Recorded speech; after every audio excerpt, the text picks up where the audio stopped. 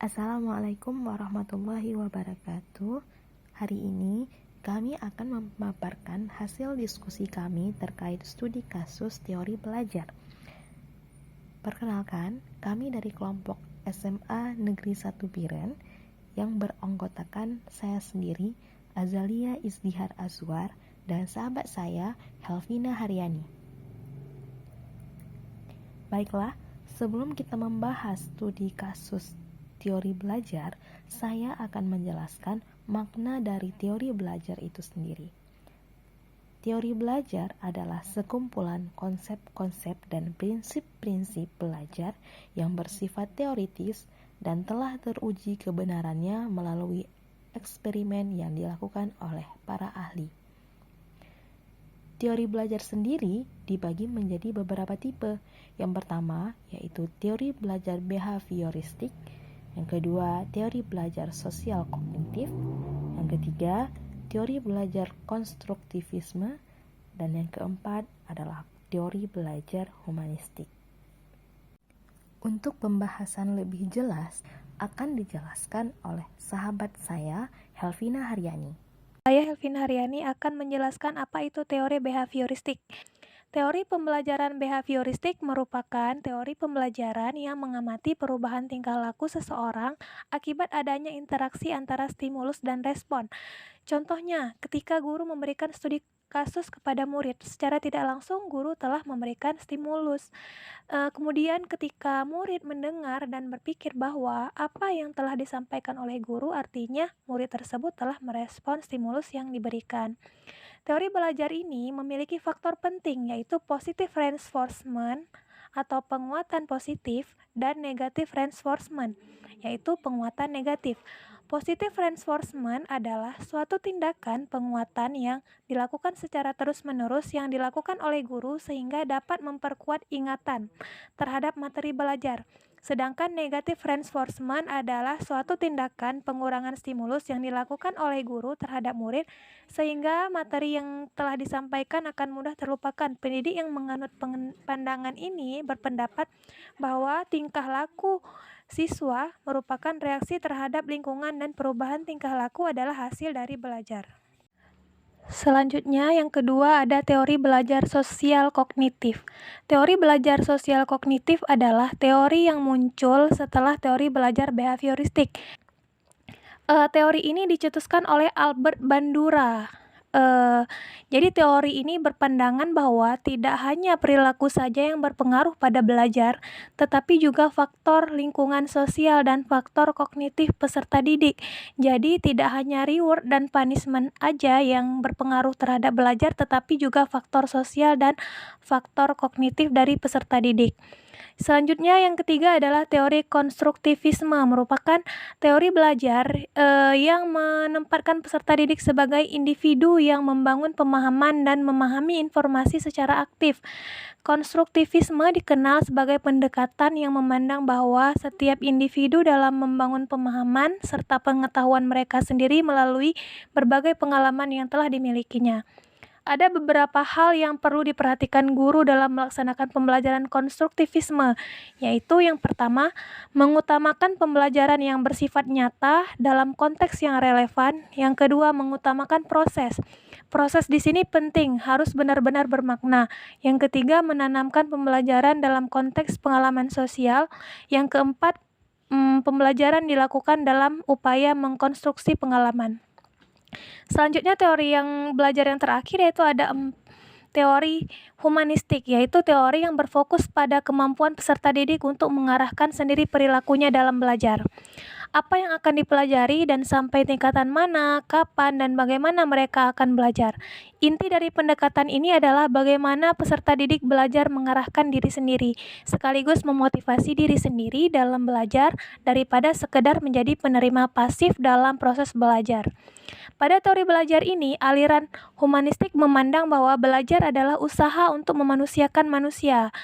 Proses belajar dianggap berhasil jika siswa memahami lingkungannya dan dirinya sendiri. Lebih jelasnya lagi, pada teori belajar ini, pemikiran humanistik mendesak agar di dalam mengajar, guru harus memperhatikan minat dan kebutuhan anak dan lebih jauh lagi dapat menciptakan lingkungan kelas yang sehat secara sosial dan emosional yang ditandai dengan adanya penerimaan dan rasa saling menghargai. Baiklah, saya akan memberikan tanggapan terhadap kasus di ruang kelas yang mana pertanyaan pertama dari kasus 1, menurut Anda, apa yang membuat peserta didik mampu mengerjakan soal dengan baik pada percobaan kedua, tanpa melihat urutan atau langkah pengerjaan soal? Peserta didik mampu mengerjakan soal dengan baik pada percobaan kedua karena peserta didik sudah mengalami konsep nilai rata-rata atau MEAN dengan baik, sehingga mereka menjawab soal yang sama bukan hanya melalui cara menghafal urutan pengerjaan soal, apalagi langkah pengerjaan soalnya misalnya terlalu panjang. Minimal ada setengah yang terserap pengetahuan terkait materi tentang soal yang dikerjakan. Sebagian besar peserta didik menjawab soal dengan percobaan kedua karena faktor bahwa peserta didik sudah memahami konsep dengan baik. Pernyataan ini didukung dan sejalan dengan teori belajar konstruktivisme Jean Piaget, yaitu pengetahuan peserta didik tumbuh dan berkembang melalui pengalaman. Jadi dengan pengalaman peserta didik dalam menjawab soal sangat penting untuk meningkatkan pemahaman dan kepercayaan diri siswa, serta dapat memperkuat konsep yang sudah dipelajari. Selain itu juga, peserta didik lebih mudah mengingat jika mereka mengerjakan soal secara berulang, sehingga dapat menjadi suatu kebiasaan. Hal ini sesuai dengan teori belajar yang menjelaskan bahwa belajar merupakan perubahan perilaku yang dapat diamati, diukur, dan dinilai secara konkret. Salah satu ciri teori belajar behavioristik yang terkait dengan kasus ini yaitu mementingkan pembentukan kebiasaan melalui latihan dan pengulangan. Selanjutnya, pertanyaan kedua dari kasus 1, sebagai seorang calon guru, dalam kegiatan belajar yang seperti apa metode di atas dapat diterapkan? Jadi sebagai calon guru, metode pada kasus ini yaitu latihan soal dan resitasi. Kegiatan belajar yang bisa menerapkan metode ini antara lain kegiatan pembelajaran menggunakan model cooperative learning seperti kerja kelompok dalam mencapai tujuan tertentu, seperti memecahkan soal dalam memahami suatu konsep. Selanjutnya, kegiatan pembelajaran pada model problem-based learning dan discovery learning, seperti metode resitasi dalam pengumpulan data dengan pemberian soal yang menantang, yang mendorong eksplorasi dan mendiskusikan soal tersebut dalam kelompok. Selanjutnya, untuk tanggapan terhadap kasus 2 akan dijelaskan teman saya, Azalia. Studi kasus 2 adalah Rina, seorang guru di kelas 1 SD. Sebagian besar peserta didiknya belum bisa berhitung dengan lancar. Rina sedang memikirkan cara yang sesuai untuk membantu setiap peserta didik menyelesaikan tantangan belajarnya. Pertanyaannya, menurut Anda, apa yang dapat Rina lakukan untuk membantu peserta didiknya sesuai dengan tahapan perkembangan usianya? Baiklah, di sini kami telah mendiskusikan terkait apa yang dapat dilakukan oleh Rina untuk membantu siswa-siswinya dalam belajar berhitung. Berdasarkan kurikulum Merdeka, telah diberlakukan kebijakan transisi PAUD ke SD yang menyenangkan. Artinya, pembelajaran yang dilaksanakan pada satuan sekolah dasar kelas 1 harus menyenangkan dan tidak boleh ada keterpaksaan. Untuk dapat memetakan kemampuan dan karakter setiap siswa, guru harus membaca rapor pada satuan pendidikan sebelumnya, yaitu Taman Kanak-kanak atau TK. Berdasarkan perkembangan usia peserta didik untuk siswa kelas 1, maka akan masuk pada pembelajaran fase A. Nah, fase A sendiri adalah fase yang diperuntukkan bagi pendidikan sekolah dasar untuk siswa kelas 1 hingga kelas 2. Secara substansi, fase A ini berbeda dengan fase pondasi. Jika pembelajaran pada fase pondasi atau pada fase taman kanak-kanak belum berbasis mata pelajaran, maka pembelajaran pada fase A sudah berbasis mata pelajaran, namun masih bersifat tematik. Rumusan capaian pembelajaran juga mengacu pada fase, tidak lagi menurut kelas seperti kurikulum sebelumnya. Adapun cara mengajarkan berhitung pada anak fase A adalah Rina dapat menuliskan nama angka dan dibacakan bersama-sama dengan para siswa. Artinya, Rina dapat menuliskan angka 1 sampai 10 dan kemudian membacakan angka tersebut bersama para siswa. Yang kedua, mencontohkan makna angka dengan benda konkret seperti balok atau bola. Artinya di sini Rina dapat memberikan contoh 2 bola ataupun 5 balok kepada siswa supaya pembelajaran menjadi lebih bermakna. Yang ketiga, Rina dapat meminta anak untuk mengambil dan menyusun benda sambil berhitung. Di sini adalah sebuah arahan yang dapat Rina lakukan untuk mengajak para siswa terlibat langsung dalam pembelajaran dengan meminta mereka untuk mengambil bola sebanyak 5 bola misalnya, dan kemudian susun bola dalam satu lintasan ataupun dalam satu kelompok, lalu berhitung bersama-sama. Yang keempat, mengajarkan konsep lebih banyak dan lebih sedikit. Di sini artinya Rina bisa mencontohkan mengambilkan bola dengan mengelompokkannya menjadi 1 ada 5 bola, yang kelompok kedua ada 7 bola.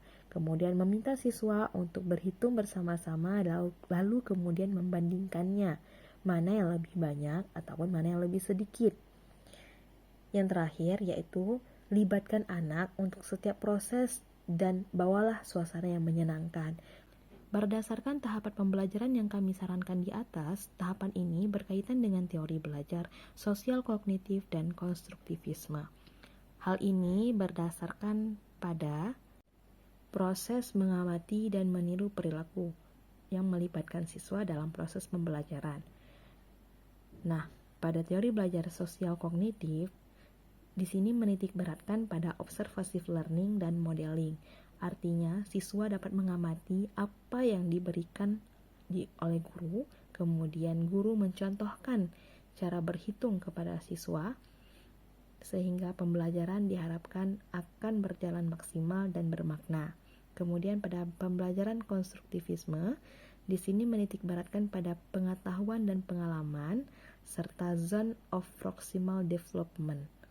Artinya di sini adalah pembelajaran praktek berhitung yang memaksimalkan pada fungsi kognitif siswa, seperti memberikan kesempatan siswa bertanya, membuat kesalahan, dan memperbaikinya berdasarkan hasil pengamatannya.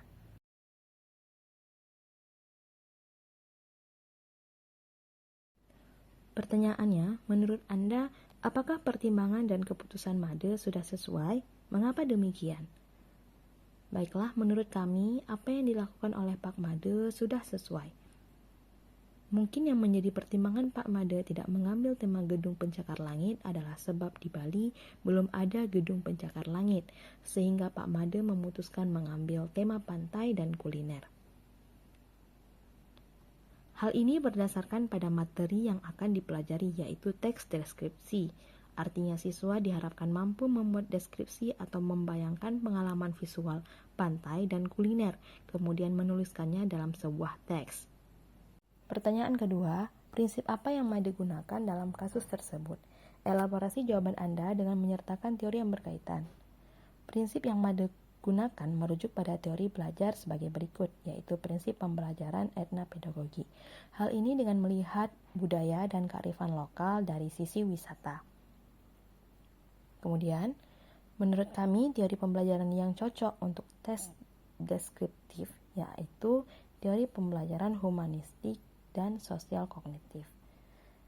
Pada teori sosial kognitif, ada beberapa poin yang menjadi titik berat pertimbangan kami, yaitu peserta didik mampu merefleksikan pengalamannya ataupun observative learning, kemudian guru mampu membantu peserta didik untuk menemukan solusi baru untuk suatu permasalahannya. Dan dari sisi humanistik, yaitu berfokus pada proses pembelajaran yang menitik beratkan pada kompetensi yang melibatkan aspek kognitif dan afektif dalam setiap proses pembelajaran, Yang terakhir yaitu mampu menciptakan pembelajaran yang bermakna, sebab dilakukan oleh diri sendiri. Baik, itu saja penjelasan dari kami. Terima kasih.